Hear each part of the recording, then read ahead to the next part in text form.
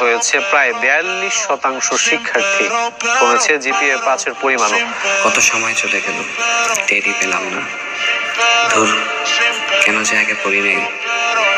আমি আর পারবো না মনে হয় এইচএসসিতে ভালো করতে আর সব অ্যাডমিশন পরীক্ষায় বসতে।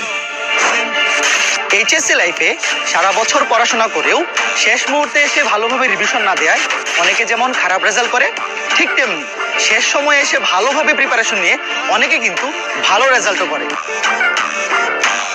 হ্যালো, আসসালামু আলাইকুম সবাইকে। খুবই মনোযোগ সহকারে পড়বো, কারণ এখান থেকে কিন্তু সৃজনশীল প্রশ্ন আসবেই। তো তোমাকে প্রিপারেশন এমন ভাবে নিতে হবে যাতে করে কোশ্চেন যেমনই করো, খাতা যেমনি দেবে, তোমার রেজাল্ট যাতে চেঞ্জ না। তো আমরা তোমাদেরকে এমন ভাবেই প্রিপারেশন নাও। শুধু আমার সাথে ক্লাসের শেষ পর্যন্ত থাকতে হবে এবং ক্লাসে আমি যে কথাগুলো বলবো একেবারে মনোযোগ দিয়ে কথাগুলো শুনতে হবে। যে কোনো প্রবলেম তুমি বোর্ড পরীক্ষা অ্যান্সার করতে পারো, তোমাকে ফুল মার্ক পাওয়ানোর দায়িত্ব আমার। আজকে এই ক্লাসের মধ্যে সৃজনশীল তোমাদের একদম ইনশাআল্লাহ 100% কভার হবে।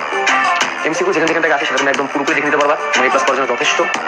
এই ক্লাসগুলো তুমি যদি ভালো করে করো তাহলে এই চ্যাপ্টার থেকে এইচএসসি তে কোনো প্রকারের কোনো কোশ্চেন এখান থেকে তোমার ছুটবে না। তো টেনশন নেওয়ার দরকার নেই। যদি তোমরা আমাদের এই বিষয়ের সাথে যদি শুরু থেকে যদি ধরো তোমরা শেষ পর্যন্ত আসলে চেষ্টা করে দাও, তাহলে তোমার বোর্ড প্রিপারেশন তো কমপ্লিট হবেই ভালোভাবে। দেখবা তোমার এডমিশন জার্নিতে তুমি অনেক উপকার পাচ্ছ। কেমন যা কিছু আজকে বোর্ডে লিখবো সব কিছু খাতায় যেন তোমার থাকে এবং পরীক্ষার আগের রাতে এই নোটটা একবার রিভিশন দিয়ে গেলে তুমি দেখবা যে রিলেটেড সিকিউ এমসিকিউ থেকে যে টাইপের প্রশ্নগুলো আসে সব কনসেপ্ট তোমার মাথায় চলে আসবে।